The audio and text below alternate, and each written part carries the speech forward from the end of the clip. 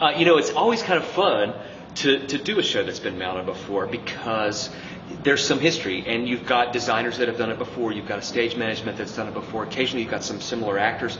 That can be problematic at times, but for me it's always kind of fun because, why are we trying to invent the wheel? There's some things that work really, really well. So why change those things that work really, really well? One of the main things I think that's going on this year that hasn't happened in the past is the show's usually done with two men. And this year we've actually cast a woman and a man. The more we talked about it, the more it was like, well, if a guy can put a dress on and play a bunch of women characters, why can't a gal put men's clothes on and play guys?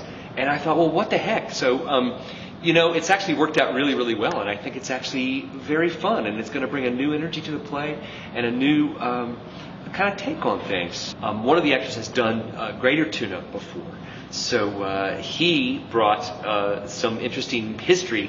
He was familiar with the characters before, and he was able to bring some insight to some of that for all of us. That was a nice kind of thing to have. The gal that's doing the show, Diane, is by trade a clown, so she's brought a lot of nice physical work to the piece. And between the two of them, they're both bringing a really interesting mix of styles that we've kind of tried to sort of integrate and turn into something that'll be fun for the audience. If you haven't seen the play before, the characters that you find are going to be pretty archetypal and pretty, even though maybe they speak with a Tuna or a Texas accent, and maybe they have some real specific Texas references, but really and honestly, again, they could just as easily be small-town Kentucky, and I think that's something that I love about the play.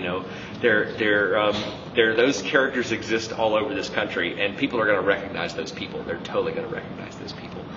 We're working this week on lots of costume changes, and that's one of the major aspects of the play. So we've got that going on. We've spent a lot of time on that before we actually get to the technical rehearsals. It'll all happen. It'll all come together. It always does. That's what's great about working in the theater.